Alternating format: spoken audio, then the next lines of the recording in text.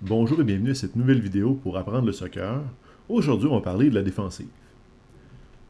Encore une fois, la défensive a une mentalité particulière au soccer. Donc ici, l'objectif, c'est toujours de limiter le temps et l'espace qu'ont les joueurs de l'équipe adverse. Donc, il faut appliquer toujours de la pression sur le porteur du ballon. Donc, quand un joueur adverse a le ballon, c'est important de foncer sur lui, de lui mettre de la pression pour limiter le temps et l'espace qu'il va avoir pour effectuer un bon jeu. Il faut aussi anticiper et surveiller l'adversaire. Et ça, c'est vraiment important d'observer partout autour de soi, trouver les adversaires qui sont libres, qui essayent de se démarquer pour recevoir une passe et essayer d'anticiper le jeu qui pourrait être fait.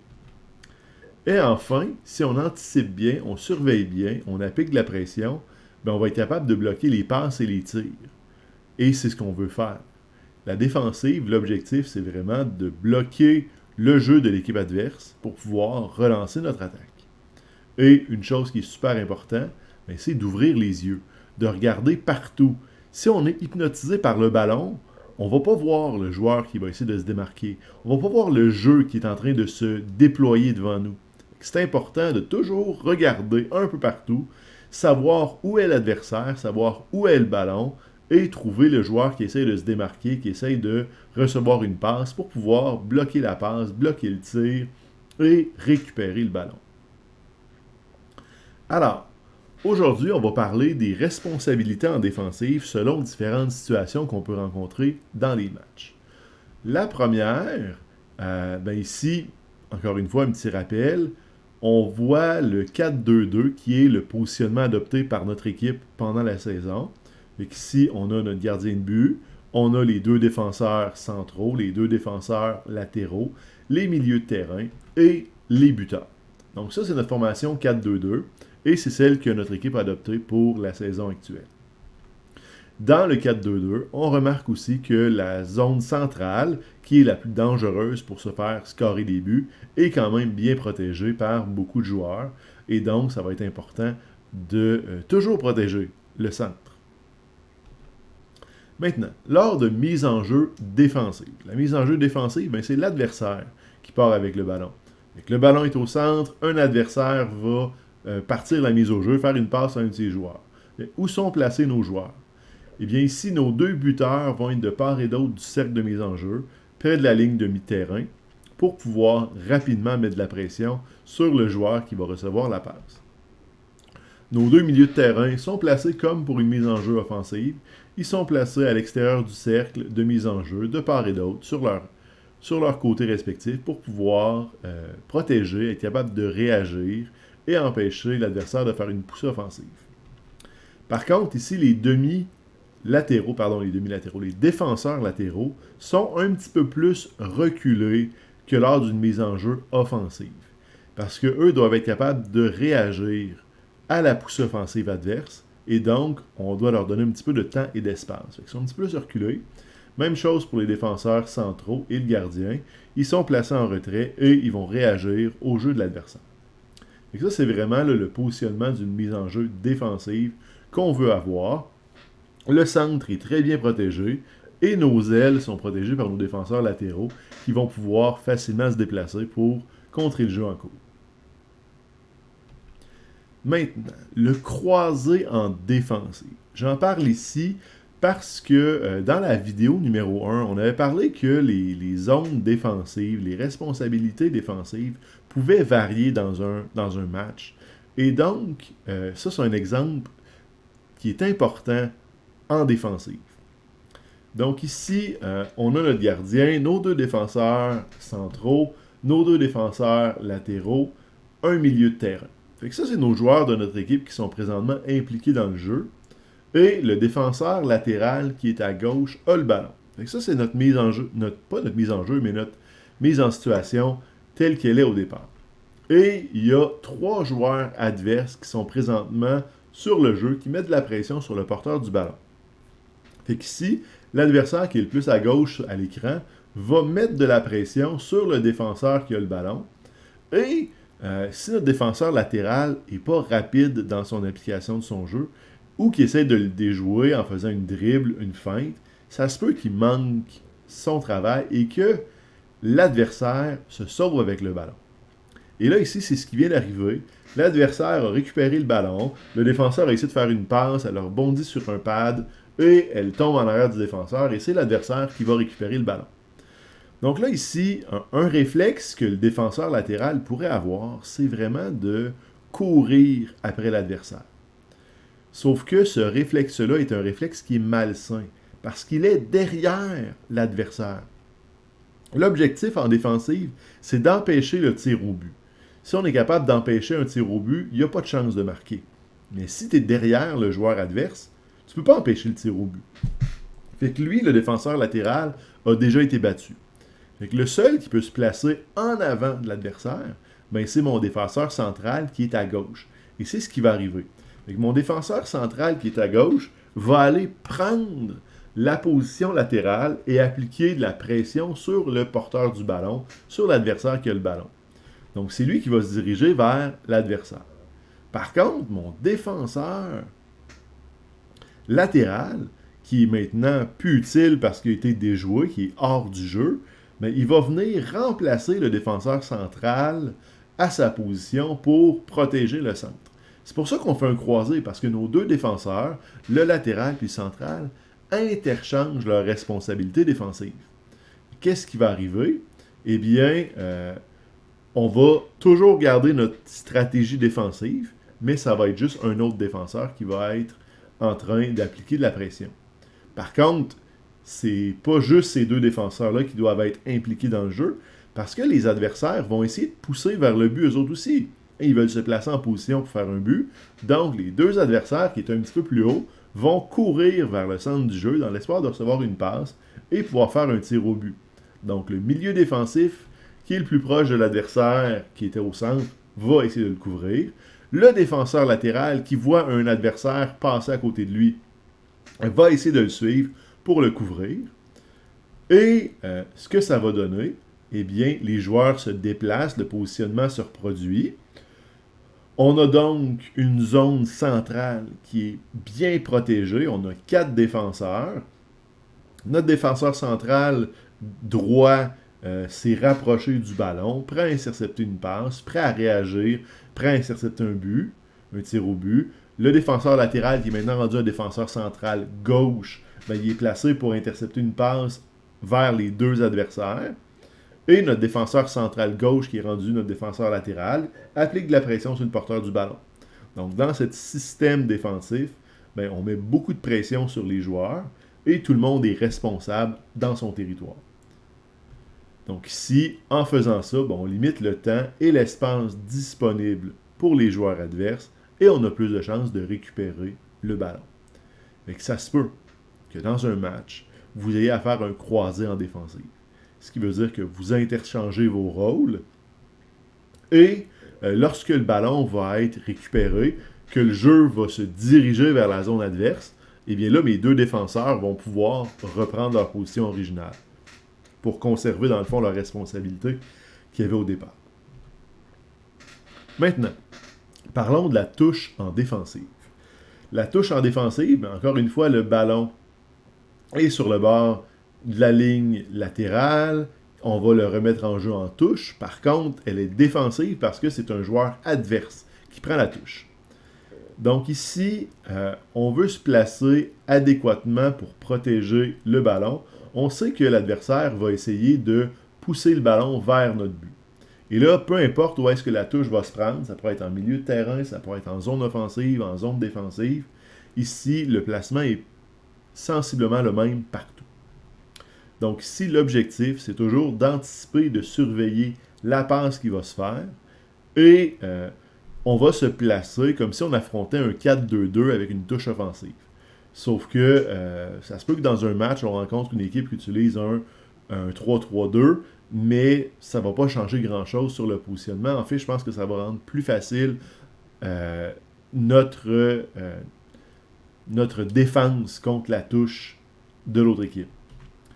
Donc, si je place les joueurs, comment ils devraient être placés? Fait que, premièrement, il y a un buteur de l'autre équipe qui se place vers notre but pour essayer de recevoir une passe. Il y a un milieu qui se place proche du défenseur latéral qui prend la touche. J'ai un autre milieu qui est plus vers le centre, à une portée raisonnable pour recevoir la passe. Et j'ai un buteur qui est le plus proche du but possible pour pouvoir essayer de faire une course vers le but.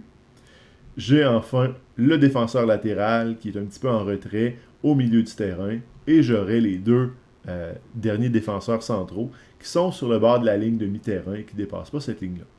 Donc ça serait pas mal la configuration 4-2-2 d'une équipe qui serait en touche offensive. Donc ici, on va placer nos joueurs. Donc ici, c'est sûr qu'il faut avoir un défenseur latéral qui va surveiller le buteur adverse. Je vais avoir un milieu de terrain qui va se rapprocher de l'autre milieu de terrain pour le surveiller. J'ai mon autre milieu de terrain qui s'approche du milieu de terrain qui est au centre pour pouvoir le surveiller lui aussi. Mon premier défenseur central est placé pour surveiller le buteur. Mon autre défenseur central surveille la zone centrale, surveille la passe, surveille le jeu qui va se passer. Mon défenseur latéral, sachant que le défenseur latéral qui est en face de lui de l'autre équipe ne recevra pas de passe, est là pour intervenir si jamais le ballon sort de la zone centrale et aider les défenseurs si nécessaire.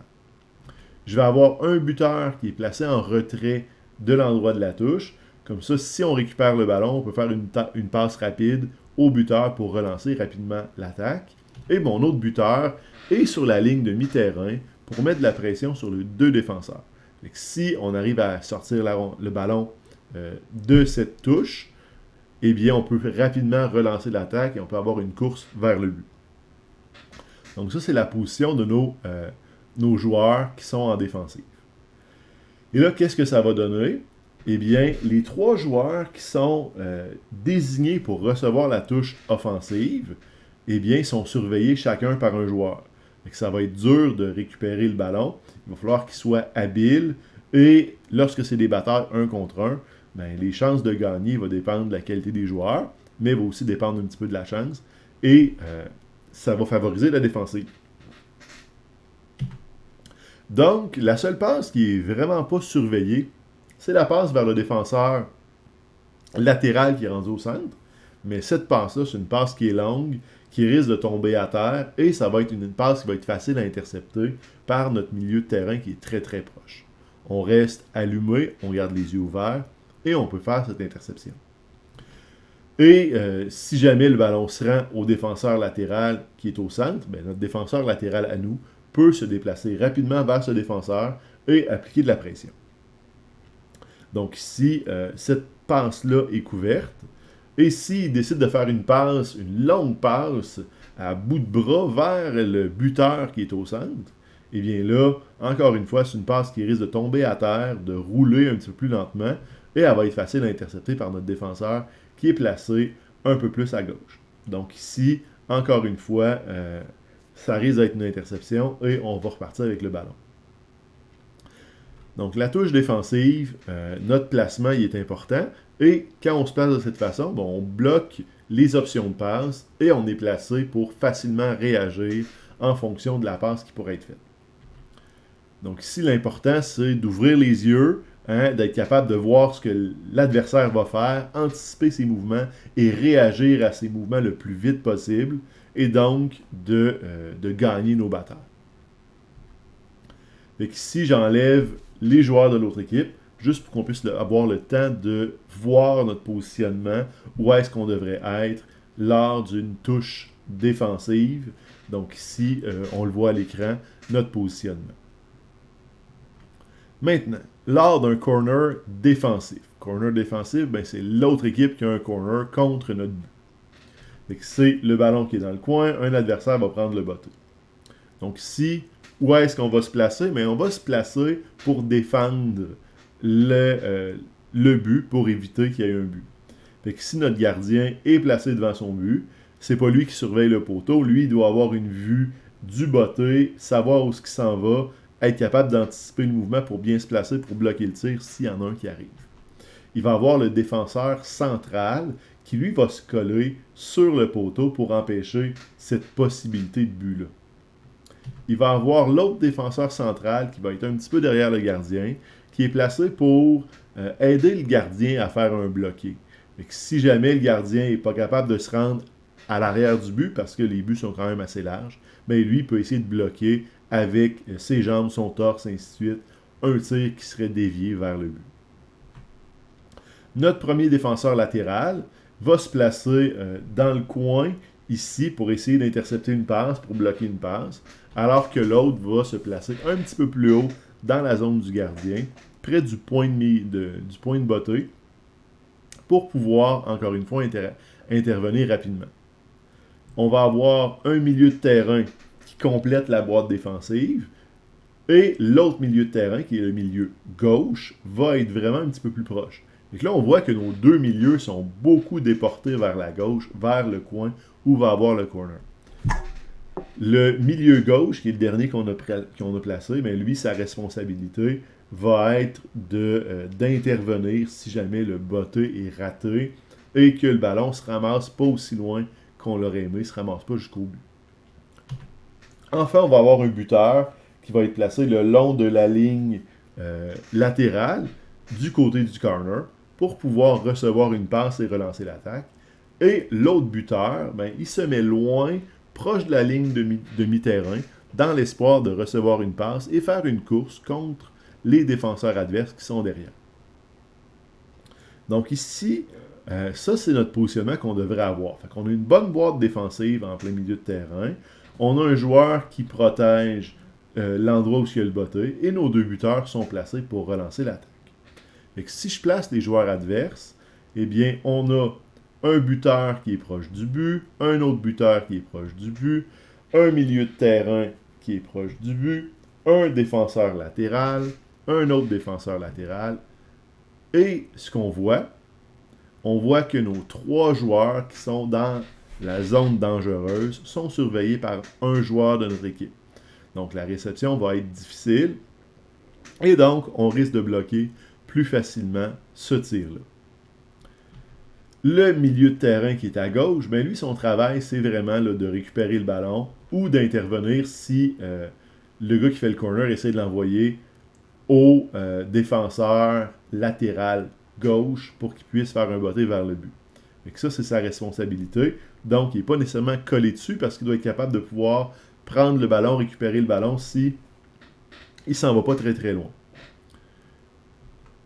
Et le défenseur latéral qui complète la boîte, mais lui, son travail, ça va être de surveiller surtout le défenseur latéral qui est là, si jamais le ballon finit par se rendre à lui, mais il doit être capable aussi d'intervenir partout ailleurs dans la boîte de protection pour s'assurer qu'il n'y ait pas de tir au but, essayer de bloquer les tirs au but, les passes, ainsi de suite. Donc, ici, chose super importante, on est en défensive.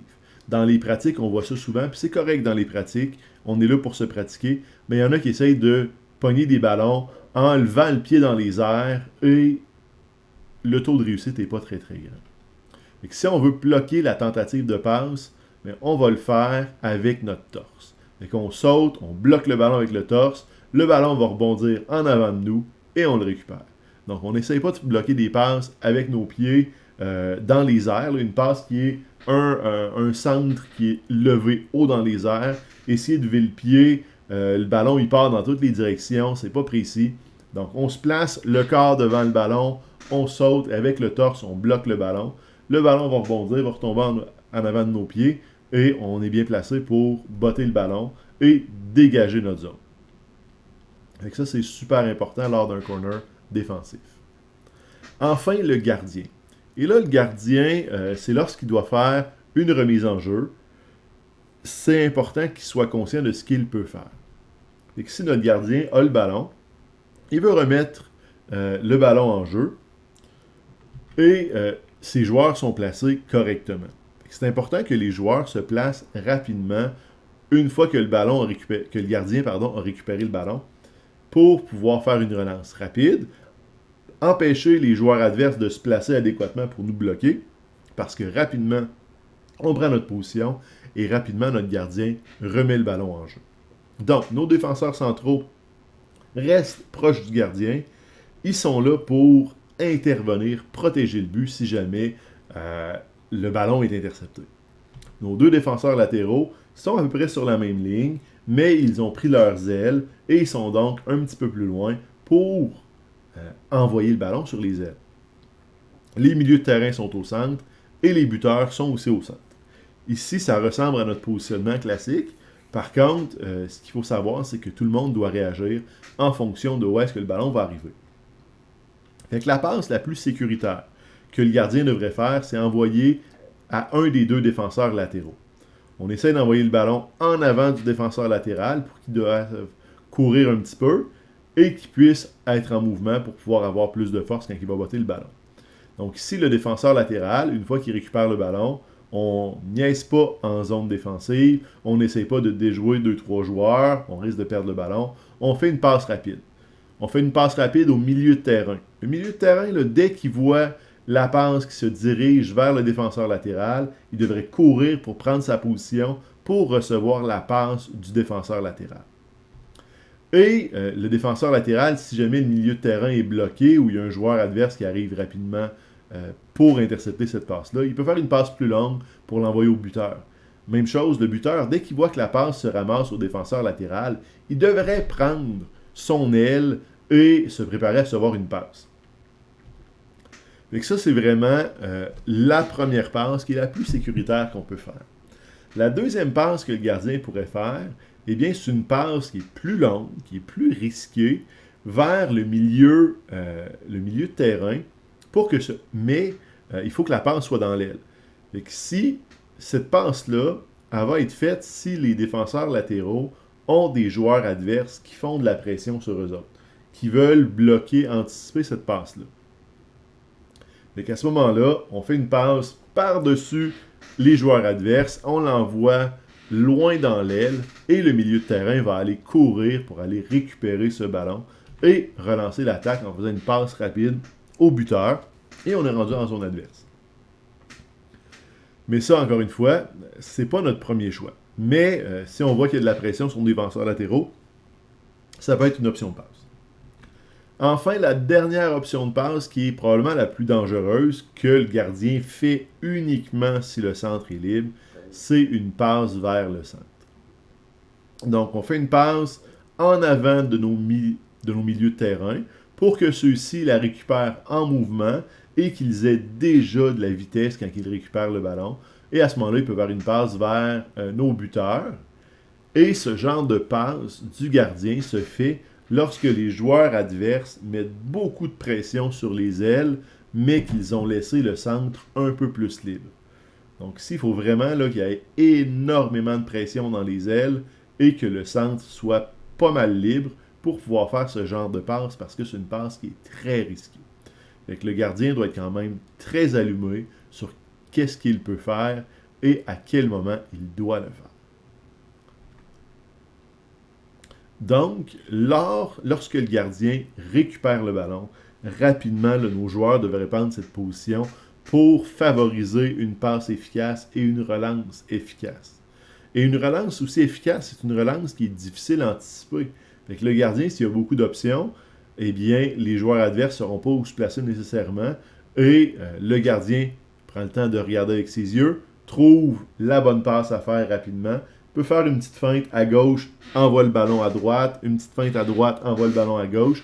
Et l'objectif, c'est que rapidement, on repart le ballon et on l'envoie vers la zone adverse. Et encore une fois, comme on est dans notre zone, il ne faut pas essayer de déjouer 2-3 joueurs. C'est le principe du tiki-taka. C'est une touche, une passe. Tu reçois le ballon, tu fais une touche, placer ton ballon, tu fais ta passe rapidement, tu te places pour recevoir une autre passe, une touche, une passe, et ça s'en va comme ça. Et ça, c'est super important qu'on soit toujours prêt à faire la passe, à recevoir la passe, et le ballon se déplace rapidement. Si on attend trop longtemps, si on essaie de déjouer des joueurs adverses, c'est là qu'on risque de perdre le ballon. Donc, si on applique ce qu'on vient de voir dans cette vidéo, ben c'est sûr qu'on va jouer un meilleur match, qu'on va jouer un meilleur soccer. Donc ici, lâchez pas les gars, ça va bien. Je vous souhaite un bon match. Bye bye les gars.